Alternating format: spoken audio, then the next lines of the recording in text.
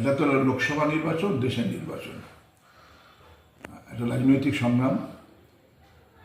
আপনারা শুনেছেন যে বামফ্রন্টের পক্ষ থেকে আমার নাম ঘোষণা হয়েছে এবং আমরা যে কথা বলি সবসময় যে একটা নির্দিষ্ট লক্ষ্য নিয়ে আমরা নির্বাচনী সংগ্রামে ঝাঁপিয়ে পড়ি। তৃণমূল এবং বিজেপিকে পরাস্ত করবার ক্ষেত্রে যে ভূমিকা নেওয়া দরকার এই লোকসভা কেন্দ্রের অভ্যন্তরে, সেই ভূমিকা আমি পালন করব।